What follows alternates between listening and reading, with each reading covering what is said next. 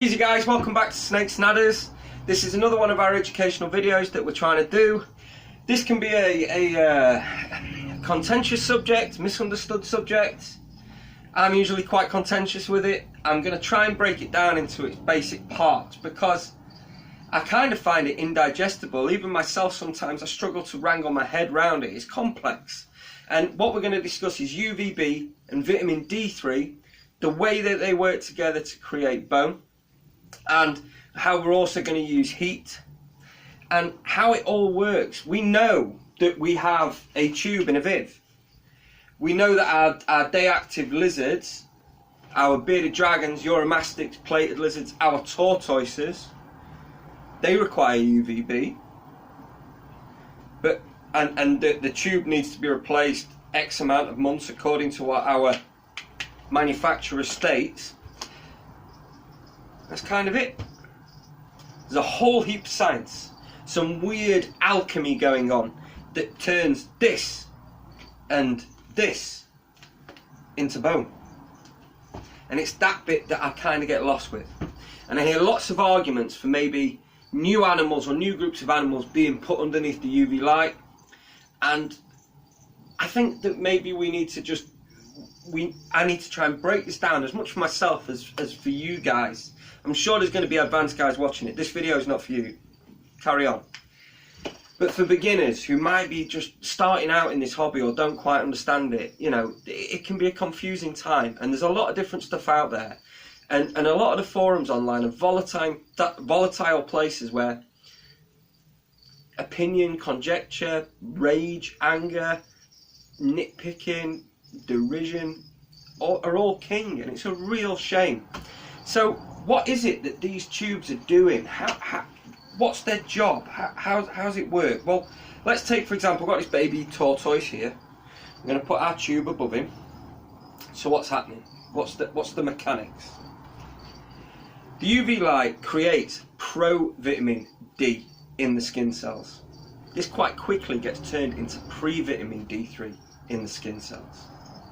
Pre-vitamin D3 is then turned into vitamin D3 over several hours using heat. So this is where we have one half of lights, which are our tubes, and then our heaters, and then equally important, our thermostats to control those heaters. So our pre-vitamin D3 gets turned into D3 proper over several hours using heat. Not just any heat, the heat that the animal is tuned to for its natural environment. So the stats will control the temperature and make sure that they are metabolizing this pre-vitamin D3 and turning it into vitamin D3 at the correct rate. Okay, so what happens next? Well, this new vitamin D3 that's been formed in the skin is going to be carried in the blood plasma down to the liver. Right, once it gets to the liver, it's going to get turned into a compound called calcidiol. Calcidiol is what vets test animals for in their blood to check their levels of vitamin D. And this is to help them establish whether they've got such problematic issues as metabolic bone disease. Trying to wrap my tongue around some of these words. I swear they do it just to catch me out. Calcidiol is circulated all around the body, and when it reaches the kidneys, some of this is used to create calcitriol. Calcitriol is important to help the body decide how much calcium to absorb from the gut or from bones if it's not provided in a dietary manner, and it can then increase or decrease this absorption rate. So these are the mechanics. The calcidiol and calcitriol are two things that are incredibly important. They're also noted as being incredibly important for immune system response and the virility and strength of that immuno response and how they deal with incursions and threats, as well as general vitality. So this is where we need to then, well, it's wonderful stuff, we need as much of this as we can get. Well, actually, if the animals produce too much pre-vitamin D3 in the skin as a result of being underneath their UV light, they can actually quite harmlessly turn this into two compounds called lumisterol and tachysterol instead of the pre-vitamin D3. And it turns out that these awesome creatures, if they then find that they're running a shortage of pre-vitamin D3, can turn the lumisterol and tachysterol back into pre-vitamin D. They're clever, these reptiles, I tell you. Amazing animals. And reading about them, you just realise just what's going on with their skin or the way that we keep them and everything else. So this is really, really important stuff. These UV lights, they're giving out the light, these animals are absorbing it, they're creating this new stuff. We're going to provide our calcium supplements onto the food and they can eat that, and then the calcium's in the gut. Then our calcitriol will decide how much of that we're going to use, how much do we need to give back. Have the bones still got plenty? Do we need some from here? You know, and this is what's going on. When we then don't provide this, that calcitriol is robbing Peter to pay Paul by taking it from the bones or from the gut, because there isn't enough in its diet. And therefore we've got problems when there isn't enough of the calcium there and there isn't enough of this UVB. That's where our metabolic bone disease comes from, in a vastly simplified way. The issue is application. How are we going to apply this to our animals, and the ways in which the products that we can use to then provide it. Most manufacturers will provide a graded level of UV. So this is a 5%, this is a forest tube, and this is a 10%, this is a desert tube. And these are both budget level tubes. We've then also got the D3 plus 12% tube, again, which is desert. And then there's even now a new 14% tube that's come on the market. These tubes are an inch thick. These are called T8s. They're relatively bright. They've been on the market a long time. Whereas the new ones, or newer model ones, are called T5s. These give off double the light. If they give off double the light, they give off double the UV. And again, they're graded 6, 12, 14% as appropriate.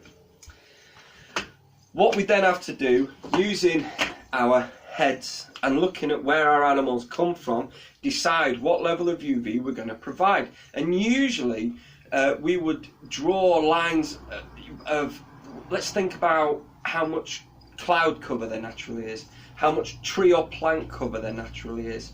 Are they out on the savannas and plains? Are they on the Serengeti or the Masai Mara? Are they in the beating sun of the Australian outback or Death Valley, Nevada? Or are they in the rainforests of Borneo or Irian Jaya? Are they in the Amazon? Are they on the prairies or plains of North America, where it's maybe not quite as intense as it is at the other places I've mentioned? It's these places, looking at your animal's country of origin helps you decide what level of UVB to provide. And also then which strength you're then going to buy to be able to provide your animal with it. Coupled with the UV light that you're using, you then need to be able to use a heater that then you can control to a temperature range commensurate to where the animal's from as well. Your animal is naturally tuned to reach peak absorption and processing of UVB at the correct basking temperature, and your animal can then thermoregulate by moving backwards and forwards to and from the light to be able to control its temperature. This is the basic mechanics of reptile keeping. So, animals that come from really high exposure regions generally have very thick, very rugose skin, and this is to help protect them from how intense the sun is. Look at your bearded dragon that you've got at home. Really thick skin with the spikes and the spines. Uromastic's exactly the same. The Gerosaurus, the plated lizards, identical. These animals are out, they are sun lovers, sun worshippers. They're out, oh, burn me! And they need the protection. So generally they're going to have the very thick skin. This only allows a very small amount of the UVB to penetrate, and therefore they can balance out how much pre-vitamin D3 and other compounds they can make. In what contrast to that, you then have things like leopard geckos. Leopard geckos in their natural form have very, very thin skin, and the transmission of UVB is incredibly high.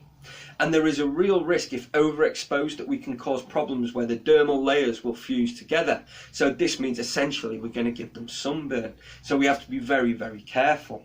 What exacerbates this even more is when we've got leopard geckos that have got next to no pigment. So take, for example, this raptor that I've got here, which is an incredibly light leopard gecko. So this is a red-eye albino patternless tangerine orange or whatever. It's a very, very light red-eyed gecko.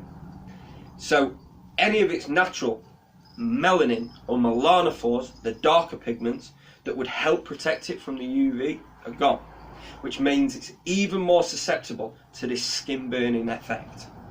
In the case of these animals where we have light or removed pigments, it is not recommended to use UVB, simply because we don't know the exact right amount based on the morph as to how much we should supply to be able to give it the correct amount. So we just better off leaving it alone. But there are new products on the market, such as from Arcadia, who have done this new Shade Dweller UV, which is 7% UV, but at 30 centimeters it's 1 on the UV index. So it's a very weak powered UV tube, but perfect. It's designed for leopard geckos, crested geckos, any of the crepuscular or shade dwelling animals, crepuscular being dawn and dusk. And it's those animals that were in mind when this tube was conceived. But again, do not use with the pigmentless leopard geckos. Another thing that circulates around is there are products on the market such as this Nutribol that contains vitamin D3 and vitamin A, and these are called synthetics. So rather than being something that the animal's going to create itself, we're putting its synthetic form into the animal's diet. Now, if an animal consumes vertebrates as part of its natural diet, then it will be able to absorb through dietary means the vitamin D3 that was stored in the kidneys and liver of the animal it's just eaten, such as the pre-vitamin D3 and D3 that is stored in the skin of our animals, as we discussed earlier. So every animal is going to go through this process. Even leopard geckos, as small as they are, in the wild are known to eat tiny birds, reptiles or mammals if they can catch them. So they have a certain ability to be able to metabolize dietary derived synthetic D3. The problem is that it's very, very strong and it's very easy to overdo it. So we then also need to think about how often we're giving them the dietary formed vitamin D3. In the case of our morphs, actually, we've got no other option. That's all we can do, for fear that we're actually going to do them more damage by putting them under UV exposure. Animals such as tortoises, who are obligate herbivores that are never going to actually take another vertebrate as part of their natural diet, unless it's a redfoot or a yellowfoot, which are known to take a tiny bit of carrion, they don't have any of the markers or abilities to be able to absorb the dietary derived vitamin D3 or the vitamin A, at which point we probably shouldn't be giving it to them, because this can then store excessive amounts in their kidney and liver and could lead to fatty livers and fatty kidneys, at which point we're probably better just using our calcium powders and letting them work out how much UV they want to absorb underneath their tubes and compacts and fluorescents. There's a lot to take in, and it is anything but simple. There is a website called uvguide.co.uk, and if you also visit the website for Arcadia Reptile, there is now a database of animals that you can look up, and they recommend the UV index that the animal should be kept under. What we've also got to respect is, for the animals that traditionally haven't been kept with UV, we need to assess over the previous multiple generations what their ability to breed or reproduce animals has been like. In the case of snakes, they are bred for the past 40 or 50 years without fault, without issue, without demonstrable metabolic bone disease, excessive kinking, all the rest of it. These animals are seemingly fine. It is a different argument entirely to say that the animal must be provided with UVB. Potentially, cerebrally, quality of life wise, they may well benefit from it so that they've got extra vitality or it improves colour. That's potentially the argument. But Nearly all snake keepers still, to this day, keep their animals without UVB and are seemingly doing fine.